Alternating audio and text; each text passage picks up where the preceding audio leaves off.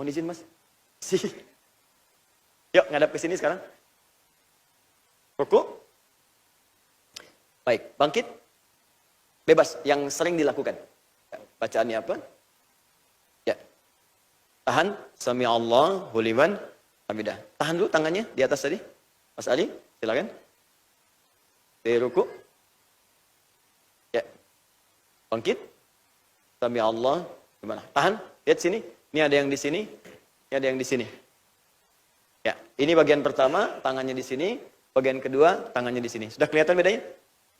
Baik. Yang ketiga, ada yang lain lagi? Teman-teman, ada yang lain lagi? Ada? Silakan maju ke depan. Gak apa-apa. Tangannya tetap di sini ya. Kalau saya gini kan baru turun. Ayo mas. Gak apa mas Dan, silakan. Gak apa-apa. Futsal lupain aja. Sekarang kita sedang sholat. Bismillah. Allahu Akbar. Fadal. Geser sedikit. Apa lah ya. Tangannya jadi berubah. Langsung begini atau ruku dulu? Oh ya. Ya Allah, bismillah. Sami Allah liman hamidah. Bangkit. Tahan. Baik. Ini di sini, ini di sini, ini di sini. Ada yang lain lagi? Ada pernah melihat yang saat bangkit tangannya nggak diangkat? Ada ya? Oh, berarti ada yang keempat ya. Baik, ini saya saja. Sudah ruku, bangkit, sami Allah liman hamidah, tangannya di sini. Perhatikan. Ini bagian pertama, yang kedua, yang ketiga, yang keempat. Baik, di antara ini mana yang benar? Sekarang turunkan tangannya sedikit, turunkan lagi, turunkan lagi. Tahan. Yang benar seperti yang dicontohkan Nabi. Itu yang paling benar. Bagaimana menemukan yang dicontohkan Nabi? Kembalikan ke keterangan dari orang-orang yang pernah mencatat dari Nabi. Referensinya pertama di Al-Bukhari. Hadis riwayat Al-Bukhari. Nanti kalau teman-teman ditanya, jadi punya argumentasi. Nomor hadis 757. Ada dua riwayat dengan di 737. Juga di hadis riwayat Muslim. Nomor hadis 397. Yang meriwayatkannya sahabat Nabi, namanya sahabat Abu Hurairah. Ini julukannya, nama aslinya Abdurrahman. Sebelum masuk Islam namanya Abdul Syams. Masuk Islam jadi Abdurrahman bin Sahar. Punya julukan Abu Hurairah, sudah pernah saya sampaikan. Pernah melihat seseorang sedang sholat, kemudian dibimbing oleh Nabi cara sholat yang benar. Orang itu yang dilihat dibimbing itu namanya Khalad bin Rafi Az-Zuraiqi. Namanya Khalad. Di Khalad ini pernah sholat di samping Nabi, diminta diulang sholatnya oleh Nabi sampai 3 kali. Kelihatan oleh Abu Hurairah. Ketika diulang ini, dari awal sampai akhir, sampai ke i'tidal. Ketika ketahuan oleh Abu Hurairah, disampaikan ke orang-orang setelahnya, dicatat oleh Imam Al-Bukhari, dapat di sahihnya nomor hadis 757 dan 737. Di hadis Muslim, nomor hadis 397. Jelas sampai sini? Halo, jelas? Belum saya bacakan hadisnya. Ya. Baik, saya perjelas dulu. Lihat baik-baik. Teruskan. Thumma idza raka'a bima makna, kemudian jika beliau kemudian ruku satu orang sini. Fala yarka hatta tatma'inna raki'an. Maka tidak selesai dulu dari ruku ini sampai keadaannya tenang dalam rukunya. Tumanina. Jangan bangkit dulu. Izin ya, jangan bangkit dulu. Bahkan jangan langsung berdoa. Jadi ruku dulu dengan baik, sempurna dulu bagian tangannya, kakinya, bagian punggungnya. Setelah merasa tenang, darahnya mengalir enak, keadaannya tenang, baru berdoa. Subhana rabbiyal azim, subhana rabbiyal azim bihamdi. Sehingga kita merasakan kenikmatan dalam doanya. Baru setelah ini, perhatikan baik-baik. Perhatikan baik-baik. Wa rafa'a, kemudian dia bangkit. Awas hati-hati, hatta yastawiya qa'idan, di riwayat yang nomor hadis 737, hatta ta'tadila qa'iman. Kemudian ia bangkit berdiri sampai badannya tegak sempurna. Saya ulang. Kemudian ia bangkit berdiri sampai badannya tegak sempurna. Jadi yang pertama kali disebutkan dalam hadisnya, kalau seseorang ingin bangkit dari ruku, cara pertamanya bangun sampai badan tegak sempurna. Kalimat sempurnanya disebutkan pertama kali dengan qa'iman, artinya berdiri. Jadi kalau masih sanggup berdiri, usahakan berdiri. Penting ini saya sampaikan, karena nanti ada di antara kita, mohon izin maaf sekali, mungkin punya persoalan dengan lutut, sujudnya itu susah. Sehingga kadang-kadang duduk di kursi. Tapi masih mampu berdiri. Ya, mohon izin ya, maaf. Misal, ini saya mau sholat nih, saya nggak bisa sujud dalam posisi yang sempurna, karena ada masalah di kaki. Tapi berdiri masih bisa. Karena itu takbir berdiri, ya. Ruku kemudian bisa. I'tidal bisa berdiri, tapi sujud nggak bisa, makanya duduk. Nah, kalau sepanjang i'tidal masih berdiri, masih bisa, maka jangan paksakan itu dalam posisi duduk. Ya, paksa berdiri. Jangan sampai kemudian rukuknya duduk begini, terus i'tidalnya duduk lagi. Sujudnya duduk, sepanjang bisa berdiri, maka sunnahnya berdiri. Orang yang mampu berdiri dalam salat fardu, dan dia memilih untuk duduk, maka dia mendapatkan setengah dari bagian salatnya. Dari pahala salatnya, cuma setengah.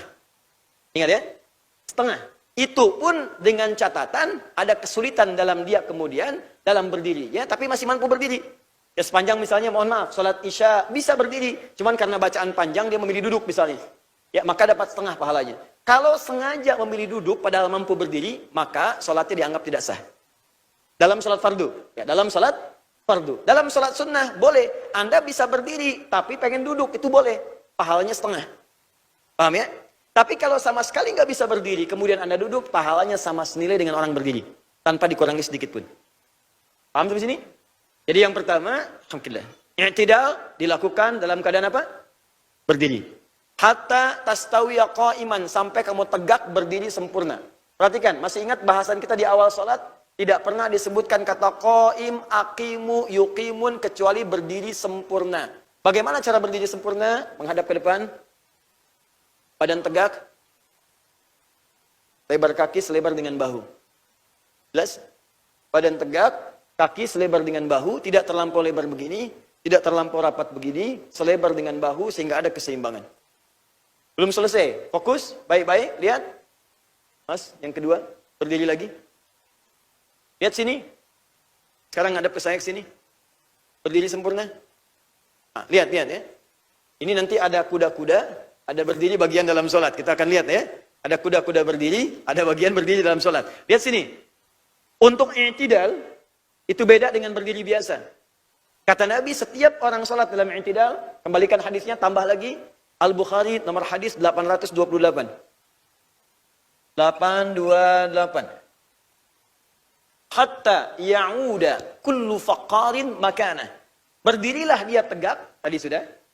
Dan pastikan sebelum dia baca doa dan menggerakkan yang lain, pastikan dalam berdirinya semua tulang-tulang rusuknya, bagian-bagian punggungnya telah menempati tempatnya semula. Sampai kembali tulang-tulang rusuknya kembali ke tempat semulanya. Artinya sampai tegak sempurna, sampai merasa nyaman.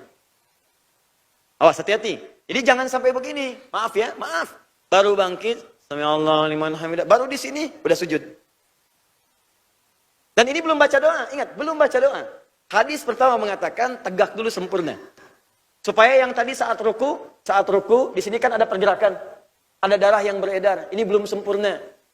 Berpindah dulu gerakannya. Oh, hati-hati. Sempurnakan dulu sampai kembali lagi, rusuk kembali lagi sempurna, darah mengalir lagi. Kalau ini belum sempurna langsung sujud, maka ke dalam kesehatan pun akan berpengaruh. Bukan sehat tapi bisa sakit. Kata Nabi, sempurnakan, tegak dulu, sempurna dulu. Sampai merasakan kemudian seimbang. Hatta ta'tadila. Kalimat ta'tadila inilah yang disebut dengan i'tidal. Kalimat i'tidal muncul dari bahasa Nabi di Al-Bukhari nomor hadis 828 ya, dan nomor hadis 737. Kata Nabi, hatta ta'tadila qa'iman. Sampai kamu i'tidal, sampai sempurna berdirinya, tulang-tulang rusuk kembali seperti semula. Jelas sampai sini? Tahan. Teruskan, tangan. Mas Dud. Wa rafa'a yadaihi hadwa mankibaihi. Kemudian mengangkat telapak tangannya sejajar dengan satu bahunya. Cara pertama. Ya, ini masih di Al-Bukhari nomor hadis 757. Tadi yang sejajar dengan bahu ada dua. Satu Mas Ari, kedua kemudian Mas Doni. Mas Ari, ulangi lagi. Sami Allah. Tangan ini sejajar dengan bahu. Lihat sini, ini cara pertama. Ya. Bisa agak ke belakang boleh, yang penting sejajar dengan bahu, bisa di sini. Fokus baik-baik, lihat. Jemari tangan tidak terlampau rapat begini. Tidak terlampau lebar begini. Sewajarnya saja begini. Jelas ya? Fokus, lihat baik-baik. Angkat tangannya sampai sejajar dengan bahu. Ini cara yang pertama. Jadi di sini. Jadi sama dengan Mas Doni. Jadi saya tidak perlu ulangi. Sama di sini. Sejajar dengan bahu. Yang kedua, An-Nasai nomor hadis 1101. Perhatikan baik-baik. Sejajar dengan kedua telinganya. Udhunai hadwa udhunaihi. Mas Dud tadi yang lakukan. Mas Dude. Sejajar dengan daun telinganya. Ya, boleh ini yang jempol untuk akhwat misalnya, ini menyentuh daun telinga yang paling bawah di sini. Boleh. Tapi begini, mohon izin ya, mohon maaf. Ada yang menyimpulkan Ustadz untuk akhwat, untuk perempuan, itu yang ini saja yang betul ya. Tidak. Dua-duanya boleh. Boleh di sini, boleh di sini. Cuma dulu, kenapa perempuan dianjurkan yang di sini? Karena dulu hijabnya tidak seperti sekarang. Dulu nggak ada mukena, kadang-kadang ada yang terbatas. Kalau kemudian ditarik sampai di sini, itu terbuka sebagiannya. Karena terbatasnya kain pada saat itu. Makanya dimintakan ke dalam begini, supaya ini tetap mengalir sebelum turunnya ayat hijab. Setelah turunnya ayat hijab, kemudian memanjang, sampai ada yang jilbabnya memanjang, sampai yang ke batas mata kaki. Modelnya kan banyak-banyak. Ada yang seperti abaya dan seterusnya. Ada yang sekarang pakai mukena, maka tidak ada masalah. Mau di sini silahkan, mau di sini silahkan. Tidak ada persoalan. Jelas ya? Jadi di sini boleh sejajar dengan bahu, boleh sejajar dengan daun telinga, bahkan sampai yang jempol menempel ke daun telinga itu boleh. Yang ketiga, hadis riwayat Ibnu Umar radhiyallahu taala anhuma, boleh bangkitnya tidak tanpa mengangkat tangan. Biasanya ini diterapkan di negeri Maliki. Sekarang Libya, Tunisia, Maroko, Aljazair, itu ketika bangkit kemudian dari rukuknya, sami Allah liman hamidah, tangannya tidak mengangkat. Bahkan dalam takbir pertama itu tangan tidak diangkat dan tidak bersedekap, tangannya begini. Jadi begitu sholat, Allahu Akbar, gini, di Maliki begini. Ya, tangannya begini dan tidak pegang mic, ya. Jadi mohon izin ya. Dan ini kalau sedang lihat begini, misal teman-teman sedang umrah, sedang haji, lihat yang begini, jangan diajak ngobrol. Hey bro, what are you doing? Misalnya. Itu sedang sholat. Karena saya pernah kejadian, saya awal ke Tripoli, kemudian ketemu teman, jadi menunggu waktu sholat, sudah adzan, ya, dia berdiri begini. Saya kira sedang baru masuk ke masjid, kemudian berdiri begini. Saya tanya, hey, wenak? Bahasa kita, kemana aja gitu? Where have you been? Saya tanya, kemana aja kamu? Tiba-tiba, Allahu Akbar. Dia orang itu sedang sholat. Jadi orang yang tangannya begini, itu belum tentu Syiah. Belum tentu Syiah. Jangan disimpulkan semua yang begini Syiah, tidak. Nanti ketika dia sujud, baru kelihatan mana Syiah, mana Sunni. Sujudnya kelihatan, pas bangkit dari sujud nanti ada tepuk-tepuk dulu begini. Kalau sholat di belakang orang Sunni, dia mundur sedikit nanti. Ya, nanti kelihatan dari batu yang disimpan, ditutup sejadah, atau kemudian bangkit dari sujud, dia tepuk-tepuk begini, nah itu umumnya Syiah. Tapi kalau berdiri begini, tangan tidak bersedekap, atau tidak bertakbir, jangan disimpulkan Syiah. Kamu Syiah ya? Bukan, saya Husain. Nah, itu jangan tidak semua harus ditanya ya. Paham ya? Baik. Jelas sampai sini? Oke. Jadi kalau misalnya ada yang begini, sami Allahu liman hamidah, tangan di sini benar tidak? Benar. Kalau ada yang di sini tangannya benar tidak? Kalau ada yang di sini benar tidak? Ah, jadi kalau yang salah, yang tidak salah. Kita sepakat itu. Ya. Jadi tolong jangan berselisih. Jangan kemudian berikhtilaf pada sesuatu yang dipersamakan atau dibenarkan oleh Nabi. Sahabat gak berselisih. Awas, tabi'in tidak berselisih. Orang salaf tidak berselisih. Para imam tidak berselisih. Anda sahabat bukan. Tabi'in bukan. Imam bukan. Makmum kadang-kadang. Gitu kan? Tiba-tiba Anda berselisih. Ah, jelas ya? Paham ya? Nah, kalau sudah paham, sekarang saya izinkan untuk kembali.